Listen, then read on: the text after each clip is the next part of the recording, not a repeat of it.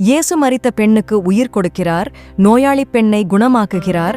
இயேசு கலிலேயாவுக்கு திரும்பி வந்தபோது மக்கள் அவரை வரவேற்றார்கள். எல்லோரும் அவருக்காக காத்திருந்தார்கள். ஜெய்ருஸ் என்றொருவர் அவரிடம் வந்தார். அவர் ஜெப ஆலயத்தின் தலைவர். அவருக்கு 12 வயதான ஒரே ஒரு மகள் இருந்தாள். அவள் மரித்து கொண்டிருந்தாள். எனவே ஜெய்ருஸ் இயேசுவின் பாதங்களில் விழுந்து தன் வீட்டிற்கு வருமாறு அவரை கெஞ்சினார். இயேசு ஜெய்ருஸின் வீட்டிற்கு சென்று கொண்டிருந்த போது மக்கள் அவரை சூழ்ந்து கொண்டனர். 12 வருடங்களாக இரத்தப் போக்கினால் பாதிக்கப்பட்டிருந்த ஒரு பெண் அங்கே இருந்தாள். அவள் தன் பணத்தையெல்லாம் மருத்துவர்களுக்காக செலவழித்திருந்தாள். ஆனால் எந்த மருத்துவராலும் அவளை குணப்படுத்த முடியவில்லை. அந்த பெண் இயேசுவுக்கு பின்னால் வந்து அவருடைய அங்கியின் ஓரத்தை தொட்டாள். அந்த தருணமே அவளுடைய இரத்தப்போக்கு நின்றுவிட்டது. அப்பொழுது இயேசு, "யார் என்னை தொட்டது?" என்று கேட்டார்.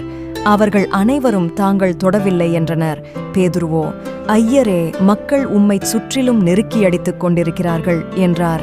ஆனால் இயேசு, "யாரோ ஒருவர் என்னை தொட்டார், என்னிலிருந்து வல்லமை புறப்பட்டதை நான் உணர்ந்தேன்" என்றார்.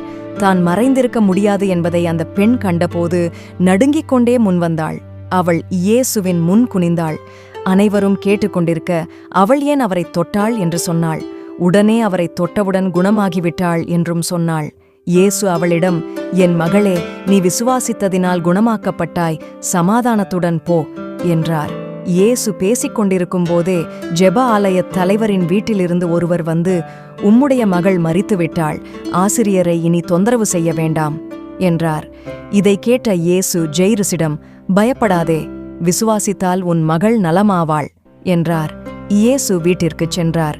பேதுரு, யோவான், யாக்கோபு மற்றும் அந்த பெண்ணின் தந்தை, தாய் ஆகியோரை மட்டுமே தன்னுடன் உள்ளே செல்ல அனுமதித்தார்.